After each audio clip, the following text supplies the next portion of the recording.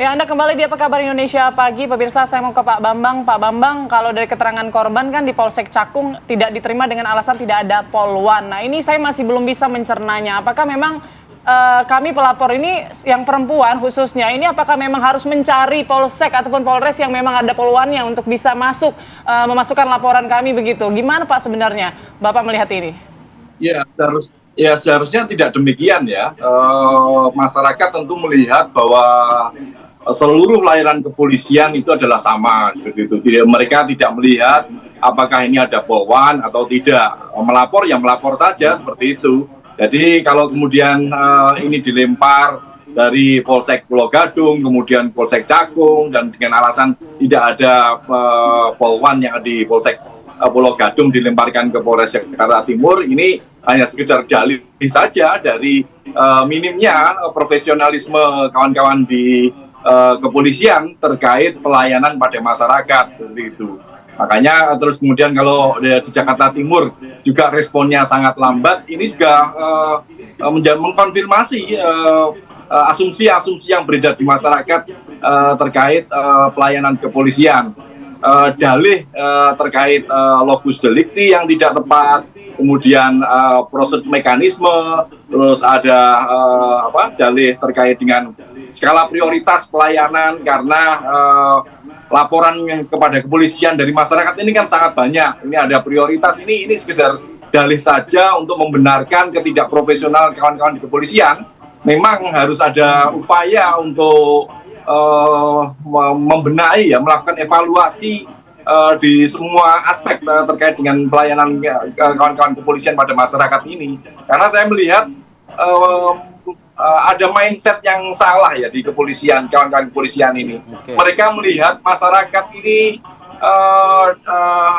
berhadapan-hadapan, ada jarak dengan masyarakat. Seharusnya kalau mereka memiliki empati, tentu responsibilitasnya lebih tinggi, responnya lebih cepat, dan ada upaya pertanggungjawaban terkait proses penyelidikan maupun penyidikan.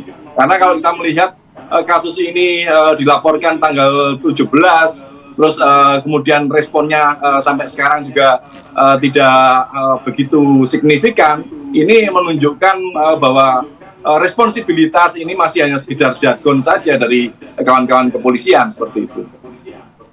Oke, tadi Pak Bambang menyinggung soal skala prioritas penanganan laporan polisi.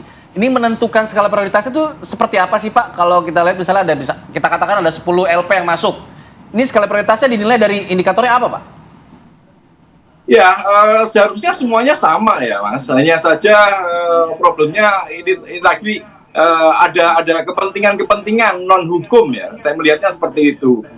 Skala prioritas ini berdasarkan pertimbangan ekonomi, karena melihat bahwa yang melaporkan ini adalah kaum yang lemah, awam, sehingga tidak diprioritaskan. Kemudian ada tekanan politik, sehingga kalau ada kawan-kawan dari DPR yang melaporkan misalnya, mereka akan segera cepat. Ini yang seringkali keliru dipahami oleh kawan-kawan kepolisian.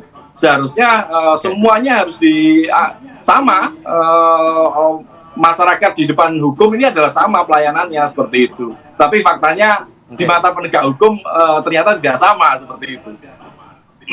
Oke, Pak Yusuf, kalau tadi dikatakan salah satu indikatornya adalah biasanya orang-orang yang dari kalangan ekonomi lemah seringkali dikesampingkan nih. Apakah ini artinya memang ada masalah ujung-ujungnya anggaran, ujung-ujungnya duit yang kemudian harus diberikan begitu untuk laporan polisi diterima? Laporan-laporan seperti itu datang ke Kompolnas juga? Sebenarnya dalam pantauan Kompolnas, kita sebagai pengawas, komitmen untuk memberikan pelayanan itu sudah cukup kuat. Tapi hanya ini kan ada persoalan kultur yang harus terus dibenahi, kultur melayani. Dalam kasus di Jakarta Timur ini, itu sekali lagi persoalan pelayanan yang kaitannya ada kultur. Masyarakat itu, apalagi masyarakat bawah, ketika punya masalah, kan dia tidak mengerti. Harus lapor ke polisi Polda, ke polisi Polres, atau ke polisi Polsek. Bagi dia, di mana ada kantor polisi, maka disitulah dia datang. Itulah yang perlu dibenahi. Nah, sistem pelayanannya sekarang kan sudah zaman teknologi, perlu dibenahi sistem online. Jadi dimanapun masyarakat itu mengadu ke kantor polisi apapun, tetap dilayani. Harus. Jadi Direspon. harusnya diterima Nah, dulu, walaupun pada ya, akhirnya nanti ya. dilempar Ya. di Polres begitu. Betul. Nah, komitmen itu sebenarnya ada, cuma kulturnya, kebiasaan-kebiasaan untuk melayani dengan cepat itu masih yang harus kita benahi terus. Dibantu dengan pembenahan sistem. Sistem online kan bisa diterima, tinggal diteruskan. Oh, ini lokus deliktinya nanti, oh di sana gitu. Oh, ini kasus ini korbannya perempuan. Bagus, ada sensitivitas perempuannya. Khawatir ada sesuatu terkait dengan korban perempuan yang itu tidak bisa diungkapkan cepat, maka perlu PPA yang kebetulan PPA-nya ada di Polres. Tapi itu perlu dilayani sekali lagi, dilayani karena masyarakat memang dimanapun dia mengalami masalah, sesungguhnya masyarakat bawah itu seperti kasus di Jakarta Timur, dia tidak akan pernah mengerti harus lapor ke Polsek, ke Polres, ke PMJ, kecuali dia didampingi oleh kuasa hukum. Disitulah filosofinya, maka harus dilayani. Dengan apapun, dimanapun kejadian tetap dilayani. Kaitannya dengan komitmen terhadap kelompok rentan, kami sendiri dalam Kompolnas itu sangat concern dengan kelompok rentan, termasuk korban perempuan. Itu menjadi skala prioritas mestinya.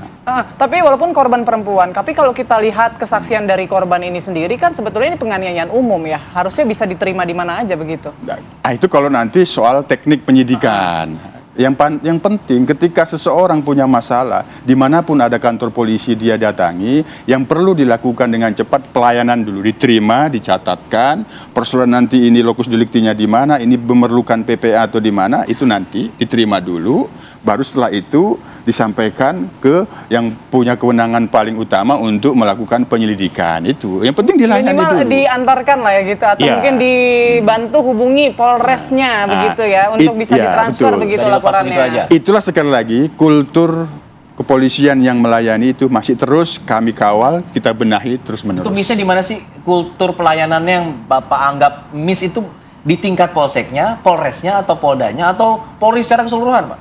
Sekali lagi, komitmen untuk memberikan pelayanan yang baik itu sudah cukup jelas. Nah, hanya tentu diperlukan kultur, kebiasaan respon, sensitif, peka. Harus dari pucuk dong, Pak, berarti atas, untuk kemudian menularkan kultur itu kan, Pak? Ya itu kan kaitannya dengan persoalan pembinaan dan pengawasan. Oke. Perlu penguatan pembinaan kapasitas individu, konsep diri seorang anggota polisi yang harus melayani Yes. itu seperti apa, tapi tidak cukup sampai di situ. Pengawasan perlu dilakukan. Ya, Jadi di Kompolnas di situ situ ya, berperan berarti. itu pengawasan internal di pos-pos pelayanan itu perlu ada. Ya. Kok kamu tolak itu, terima dulu. Baik. Nah, kira-kira seperti itu. Baik, saya ingin ke Pak Rudi. Pak Rudi, kalau kita lihat ini kan terjadi di Jakarta, Pak ya. Yang itu jadi miris justru. Di Jakarta saja seperti ini. Di kota besar ya? Kota besar, perwakilan negara lah bisa dibilang itu Jakarta nih ya. Nah, kalau kita lihat di pelosok mungkin ada banyak juga kasus-kasus serupa yang tidak terpantau, tidak viral. Betul. Begitu. Nah, ini bagaimana kemudian dari DPR RI untuk bisa mengantisipasi agar kasus-kasus seperti ini tidak berulang di daerah, apalagi terulang lagi di Jakarta. Usai jeda ya Pak ya. Kami akan minta jawabannya, tetap di sini di Apa Kabar Indonesia Pagi.